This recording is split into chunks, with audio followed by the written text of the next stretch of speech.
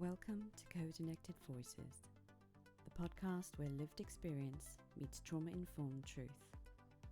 I'm Janine, founder of Kodennected, somatic trauma coach and specialist in narcissistic abuse recovery and neurodivergent well-being. Here we talk about things like workplace trauma, emotional manipulation, nervous system healing, and the power of reclaiming your voice. Whether you're navigating narcissistic abuse, parenting through neurodivergence, or rebuilding after burnout, this space is for you. Let's reconnect, let's embody, let's transform. You're listening to Kodennected Voices. Let's begin.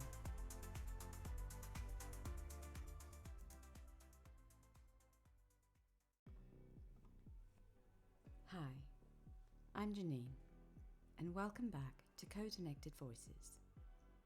This is the space where we come together to explore trauma, narcissistic abuse, and healing through the lens of both science and lived experience. Today, I want to talk about something that can feel like one of the cruelest parts of narcissistic abuse: smear campaigns.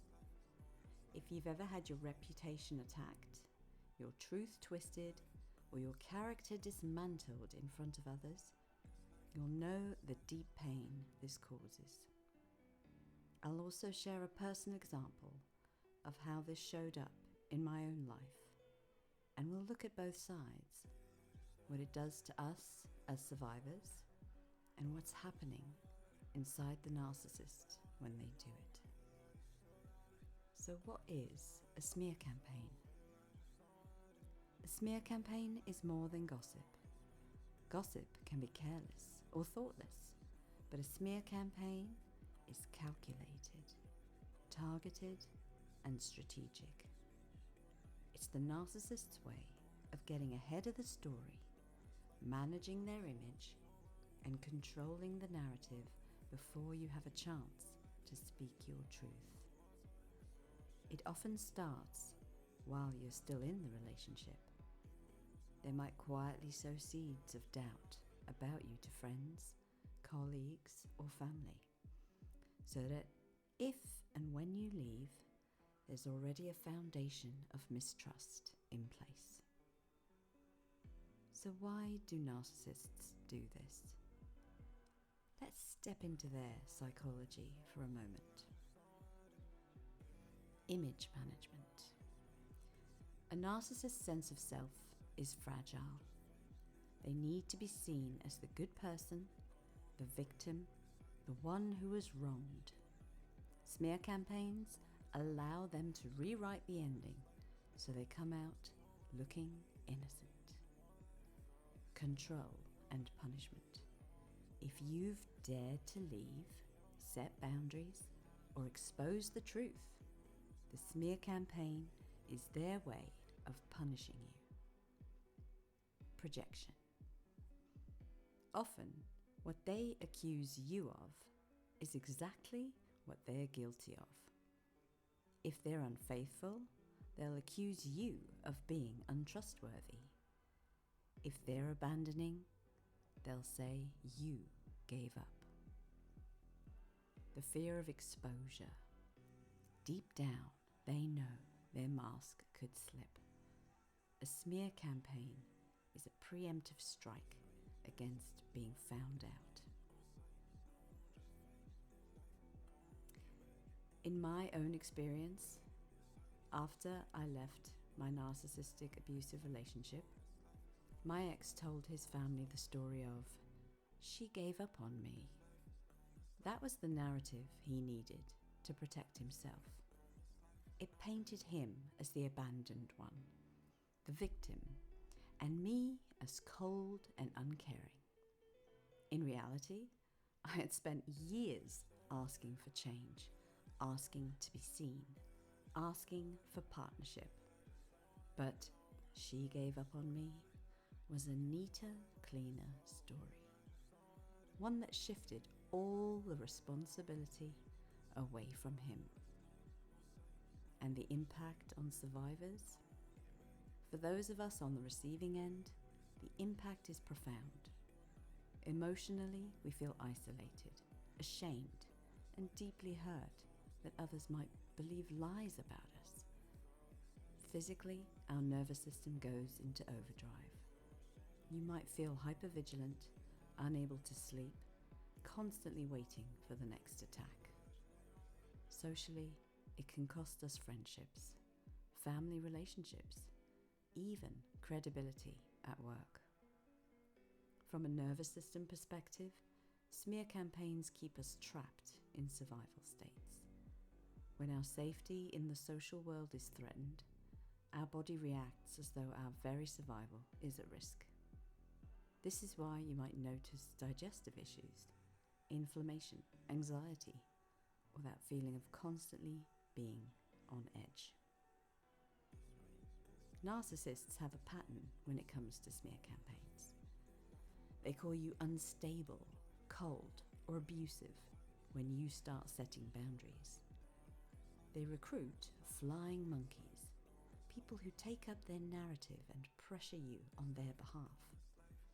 They carefully drip-feed half-truths or misinterpretations to make you look like the problem. And sometimes it's just one powerful sentence that does the work. For me, "She gave up on me," was enough to create a ripple of judgment, to cast me as the betrayer and to silence my truth in that circle. So how to protect yourself and heal? So what do we do when we're faced with a smear campaign? Clarity. First, remind yourself, this is about them, not you. Their need to protect their ego has nothing to do with your worth. Documentation. If it's impacting your work, custody, or safety, keep clear records.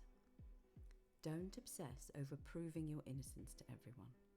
Choose where it matters. Support systems. Strengthen relationships with those who truly know and believe you. Not everyone needs to understand, but your safe people do. Nervous system regulation. Smear campaigns are triggering. Practices like grounding, breath work, movement, or co-regulation with trusted people can help bring your body back to safety. And reframe. Often, their smear campaign is confirmation that you're breaking free. They wouldn't need to attack your reputation if your independence didn't threaten them. If you're listening to this and you've been through a smear campaign, I want to hear me clearly. Their story is not your story. The narrative they spin may fool some people, but it can never erase your truth. Smear campaigns are a reflection of their fragility, not your failings. You get to reclaim your voice, your reputation, and your healing.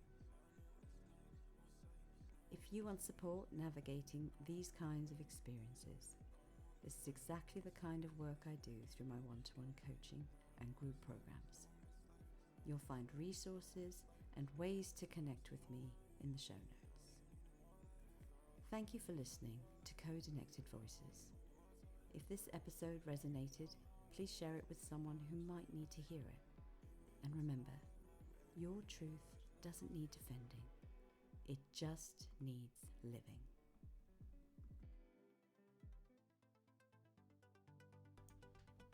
Thank you for joining me on Kodennected Voices. If something in today's episode spoke to you, trust that it mattered. Your story matters.